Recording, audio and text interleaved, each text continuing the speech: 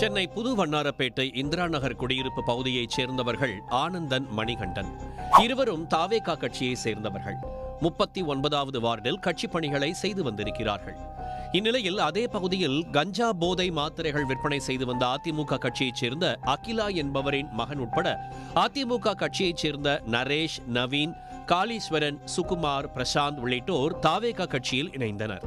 RK நகர் சட்டமன்ற தொகுதியில் தாவேகா சார்பில் போட்டியிட்ட மரியம் வில்சனுக்கு ஆதரவாக 39வது வார்டு தலைவர் மணிகண்டன், ஆனந்த் இருவரும் அப்பகுதியில் பொதுமக்களிடம் வாக்கு சேகரித்திருக்கிறார்கள். இந்நிலையில் தாவேகா கட்சியில் புதிதாக இணைந்த நரேஷ் உள்ளிட்டோர் தங்களுக்கு கட்சியில் பதவி வேண்டும் என கேட்டிருக்கிறார்கள். அதற்கு மணிகண்டனும் ஆனந்தும் மறுப்பு தெரிவித்தனர். இதனால் நரேஷ் தரப்பினருக்கு மணிகண்டன் மீதும் ஆனந்த் மீதும் பகை ஏற்பட்டுள்ளது.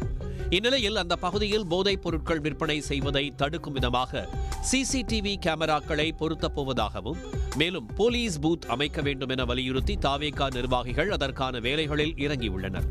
இது அந்த பகுதியில் கஞ்சா விற்று வந்த நரேஷ் தரப்பை மேலும் ஆத்திரமடைய வைத்திருக்கிறது. இதற்கெல்லாம் மூல காரணமாக இருக்கும் மணிகண்டனை பழிவாங்க துடித்தனர். ஒருத்தர் அவர் தான் இதுக்கு முழுக்க அவர் தான் காரணம். அகிலான்றவங்க வந்து பார்த்தீங்கன்னா நரேஷ், அகிலான்றவங்க பார்த்தீங்கன்னா ஒரு சின்ன இல்லீகல் பிசினஸ் நிறைய வேலை பண்ணுறாங்க. கஞ்சா, போதை மாத்திரை, இந்த மாதிரி சில விஷயம்லாம் பண்ணுறாங்க. இல்லீகலாக உள்ள பண்ணுறாங்க அவங்க. அது எல்லாருக்குமே தெரியும். அது ஸ்டேஷன்லேருந்து எல்லாருக்குமே ஒரு இன்க்ளூட் எல்லாருக்குமே தெரியும். தெரிஞ்ச ஒரு சில பேர் என்ன பண்ணுறாங்க, அவங்க வந்து ரொம்ப வல்கராக பேசுவாங்க. அதனால் பயந்து என்ன பண்ணாங்க, சின்ன பசங்கள்லாம் மாத்திரை வாங்கி கொடுத்துக்கின்னு வெட்டுறது, மிரட்டுறது, இப்படியே இருக்கும் போது எல்லாம் பயந்துன்னு கொஞ்சம் அப்படியே இதாக இருக்காங்க. இதை நாங்கள் தட்டி கேட்க ஆரம்பிச்சு நாங்கள் என்ன பண்ணோம், இந்த ஊரில் கேமரா போடலாம், இப்போ ஊரில் கேமரா போட இப்போ நம்ம சேஃப்டி நல்லது, நம்ம ஊரில் கேமரா போடலாம் அப்படின்னு நாங்கள் மரிய வில்சன் சார் ஜெயிச்சு வந்தார். இப்போது நாங்கள் 23 கேமரா வாங்கி வச்சிருக்கிறோம். அப்புறம் இந்த டிவிஆர்லாம் வாங்கி வச்சிருக்கோம். அதுக்கான பூத்துக்கு இல்லை, பூத்துக்கு வந்து நாங்கள் ஸ்டேஷனில் கேட்டிருந்தோம். பூத்தில் அவங்க என்ன பண்ணாங்க, பூத்து நாங்கள் கட்டி தரேன், நாங்கள் கட்டுறது டிலே ஆகும்பா, நீங்களே கட்டிங்க ஒரு இடம் பார்த்தாங்க. சலிஸ் மீன் இடம் கொடுத்தாங்க. அந்த பூத்துக்கான இடத்த நாங்கள் பார்த்துட்டோம்.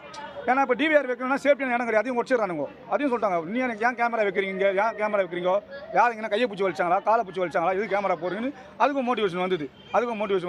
அதையும் விட்டுட்டோம் நாங்கள். 2 நாட்களுக்கு முன்பு புது வண்ணாரப்பேட்டை பகுதியில் கிரிக்கெட் விளையாடி கொண்டிருந்த மணிகண்டனை சுற்றி வளைத்த நரேஷும் அவரது ஆட்களும் சரமாரியாக தாக்கிவிட்டு தப்பி சென்றிருக்கிறார்கள்.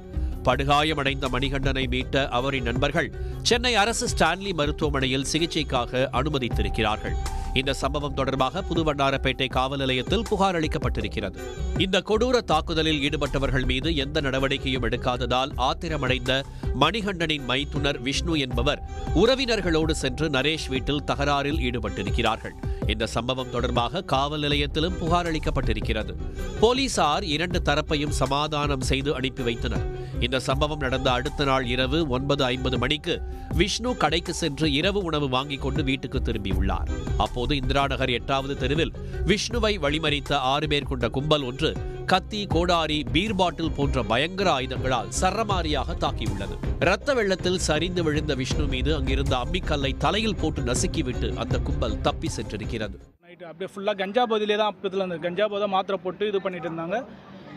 நைட்டு வந்து ப்ரீ பிளான் போட்டு அவங்க கடைக்கு போகும்போது கரெக்டாக கடைக்கு டிஃபன் வாங்க போனான் சார். டிஃபன் வாங்க போகும்போது இந்த டைமில் கரெக்டாக ஒரு 10 மணி அதை 9 மணி அந்த டைமில் இருட்டாக இருக்கிற இடத்துல கரெக்டாக பிளான் பண்ணி அவன் வரும்போது சுற்றியை தூக்கி மண்டிலே அடிச்சிருக்கானுங்க சார்.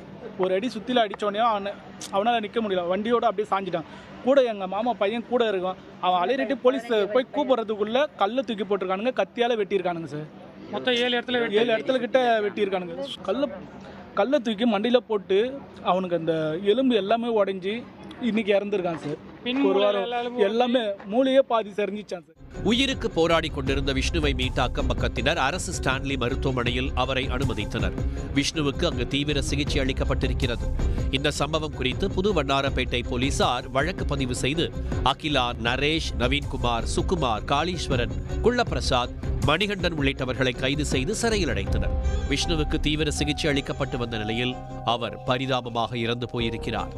ஆரம்ப நிலையிலேயே புகார் கொடுத்து நடவடிக்கை எடுக்காததால் கொலை சம்பவம் அரங்கேறி இருப்பதாகவும், கொலையாளிகள் வெளியே வராத அளவிற்கு கடுமையான தண்டனை அளிக்க வேண்டும் எனவும் கோரிக்கை வைத்து விஷ்ணுவின் உறவினர்கள் புது வண்ணாரப்பேட்டை வள்ளலார் நெடுஞ்சாலையில் சாலை மறியல் போராட்டத்தில் ஈடுபட்டனர்.